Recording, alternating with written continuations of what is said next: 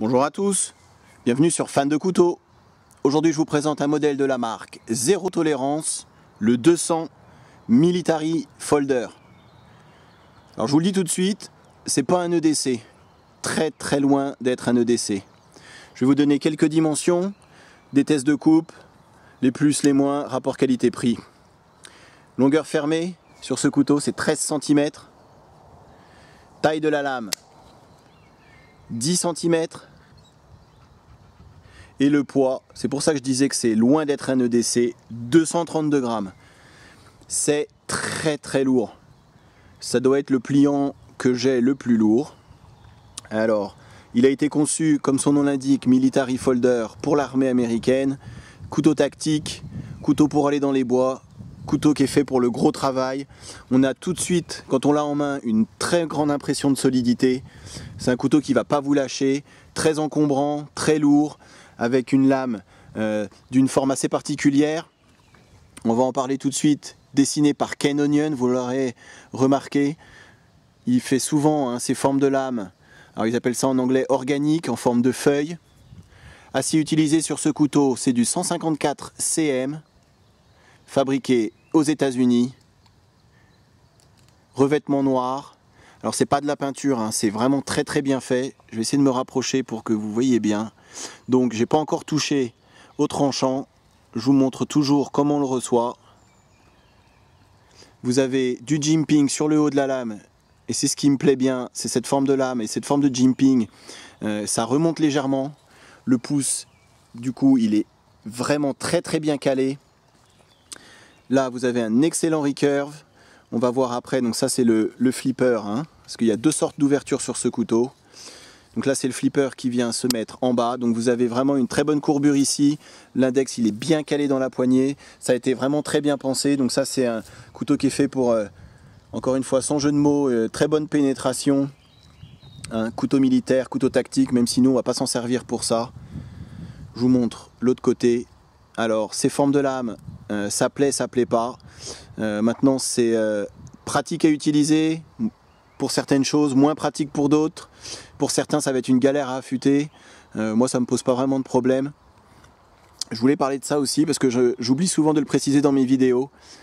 Mais vous voyez, là ça s'arrête, le tranchant s'arrête net, donc ça va être hyper facile à utiliser. On peut vraiment aller jusqu'au bout avec une pierre, avec le Spyderco Sharpmaker, c'est assez facile. Franchement, moi je conseille, si vous avez une lame comme ça, le Sharpmaker, c'est ce qu'il y a de plus facile à utiliser, vous êtes sûr de passer partout. Poignée, cote en G10, très beau G10, bien texturé, on a un excellent grip. Regardez la taille la vis du pivot, c'est énorme, ça montre la solidité du couteau. Construction ouverte. Et vous voyez les platines à l'intérieur, elles sont ajourées, heureusement, parce que le couteau autrement il aurait fait 500 grammes. Là il est à 232 grammes avec des platines ajourées. C'est pour vous dire la bête que c'est. Je vous montre l'autre côté. Alors j'hésitais quand je l'ai acheté avec le 350. Pour moi ils sont un peu dans la même catégorie. Le 350 c'est un liner lock également. L'acier utilisé sur le 350 c'est du S30V. Moi je préfère le S30V que le 154 cm, même si celui-là il me dérange pas. Franchement, pour l'utilisation qu'on va en avoir, c'est quand même un acier de bonne qualité. Par contre le 350 comme le 300 c'est des ouvertures assistées et ça me plaît pas du tout. J'aime pas du tout les ouvertures assistées, je trouve que ça ajoute un peu de fragilité au couteau. En tout cas au niveau du mécanisme. Bon après chacun ses goûts, vous allez me dire.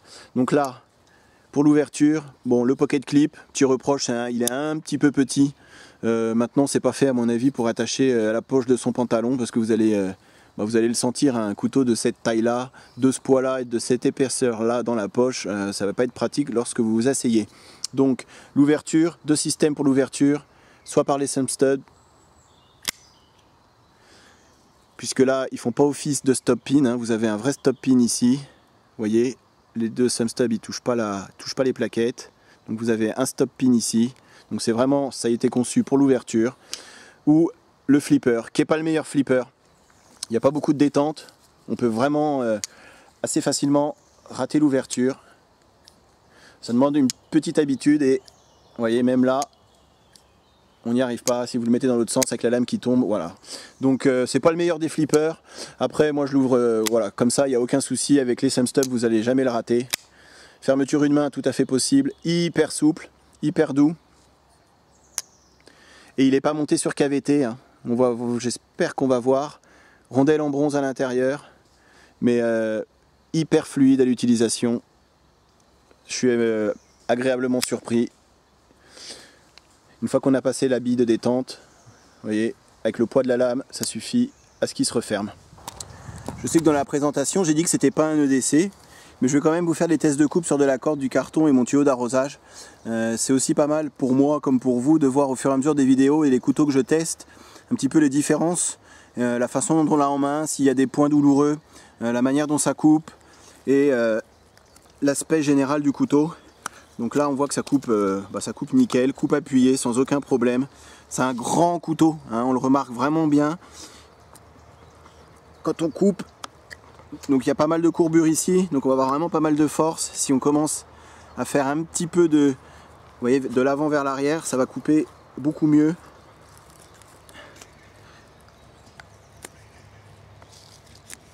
J'essaye de faire vraiment différentes, vous voyez, techniques de coupe. Mais ça va très bien. On va voir après si ça tient le tranchant assez longtemps. Donc là j'ai toujours, je ramène toujours mon petit bout de carton. Vous voyez, même sur la pointe, sans aucun souci. Je vais essayer de remonter un petit peu. Excusez-moi pour les conditions aujourd'hui sont pas idéales. Et là c'est l'avantage qu'il va y avoir avec cette courbure ici, un petit peu comme sur le Utilitac de chez Ontario, c'est qu'une fois que vous avez calé la matière, le carton, le papier, la corde à ce niveau-là, vous avez juste à tirer et ça va tout seul. Vraiment une grosse puissance de coupe. La poignée elle est vraiment très grosse, vous voyez, j'arrive à peine à faire le tour. Enfin les mains là, j'ai le majeur qui touche la paume, mais juste. Ça prouve, ça montre aussi la taille. C'est presque plus grand qu'une poignée de Mora. Ensuite, sans aucun problème. On a vraiment une, je le répète ici avec ce couteau particulièrement, mais cette courbure de lame qui fait que peu importe là où vous allez vous trouver, vous avez de la courbure. Et c'est aussi pour ça que c'est fait, c'est qu'à chaque fois ça va trancher. Alors mon tuyau d'arrosage, on va voir un petit peu. Vous voyez, j'ai un peu plus de mal.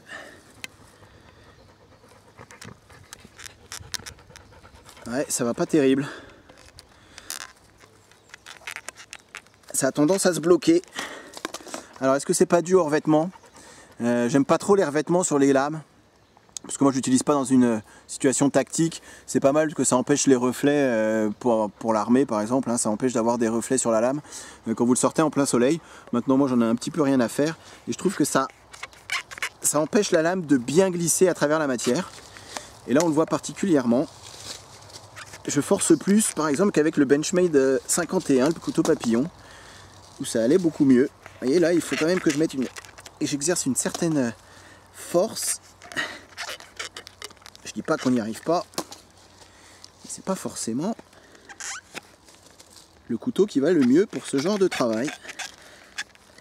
Alors par contre ça bouge pas, hein. Là il n'y a aucun souci là-dessus. Sur la solidité, la robustesse du couteau, c'est vraiment l'impression qu'on a quand on l'a dans la main. Après c'est pas forcément le couteau qui va être le plus étudié pour faire ce genre de travail. Ça peut être considéré comme des tâches de couteau de tous les jours, de décès. Hein, ça c'est pas forcément pour ça qu'il a été conçu celui-là, et on le remarque là que c'est pas vraiment le top. Il faut vraiment exercer une certaine pression pour réussir à passer à travers le tuyau d'arrosage. Alors avec une coupe verticale, ça va aller mieux. Vous voyez ce que je disais, c'est que peu importe où on se trouve sur la lame, vous avez de la courbure, et ce qui va permettre pour ces genres de coupes d'avoir une relative force et une facilité. Voilà, bon, on a vu, hein, c'est pas forcément le mieux. Maintenant, la poignée on l'a bien en main, hein, sans aucun problème. Pas de point douloureux, c'est une grosse poignée, c'est à savoir si vous avez des mains petites. Alors à mon avis la poignée elle a été conçue comme ça parce que c'est fait aussi pour être utilisé avec des gants. Donc j'imagine que si vous utilisez des gants, ça pose encore moins de problèmes. Je pense que c'est un couteau qui est aussi tout à fait capable d'endurer quelques coupes à la volée. Alors on va pas passer à travers un tronc. Je vais éviter de faire du bâtonnage. Le pliant, on a vu hein, dans une de mes vidéos précédentes qu'un pliant c'est pas fait pour faire du bâtonnage. Mais par contre avec cette forme de poignée, hein, on peut facilement la prendre ici avec 2 ou 3 doigts pour avoir un peu plus de force. Et avec son poids, alors ça c'est du lierre, hein, pour ceux qui connaissent, c'est pas le bois le plus dur, mais ça permet d'avoir quand même une bonne idée. Et voilà, sans aucun problème, ça bouge pas. Le couteau, en le prenant comme ça, on l'a très très bien en main. Le G10 très grippant. Ça va mieux que certaines lames fixes, je ne donnerai pas de nom, mais voilà, on a quand même un sacré bélier ici, un bon poids vers l'avant qui va vous permettre de faire ce genre de petit boulot. Je voulais vous montrer pourquoi, et ça c'est mon goût personnel, j'aime pas les lames avec un revêtement, alors qu'il soit noir, gris, peu importe. Le couteau il était tout neuf quand je m'en suis servi, quand je suis parti tout à l'heure me promener. Je voulais vous faire la démo et à chaque fois que je vous fais une démo c'est avec des couteaux qui sont neufs. Et je vais me rapprocher le plus possible pour que vous voyez bien le revêtement. Alors il s'en va pas, hein, mais il y a quand même des traces d'usure. Et je trouve que c'est dommage, c'est tout à fait normal, hein. C'est pas une critique qui est faite sur ce couteau, c'est une critique qui est faite avec tous les revêtements, toutes les marques et tous les revêtements. C'est qu'il y a quand même... on voit des traces d'usure. Alors pour certains ça a du charme.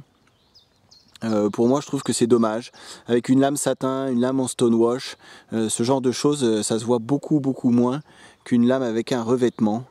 Alors c'est pour le revêtement, c'est pour l'esprit tactique, hein, pour éviter les reflets, c'est aussi pour protéger la lame des intempéries, de la rouille, des agressions extérieures.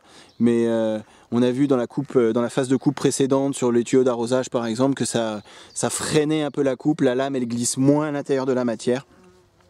Je pense au contraire par contre que c'est un couteau qui va être excellent pour tout ce qui travaille sur du bois. Donc là je vais vous montrer, c'est de la petite section, hein, mais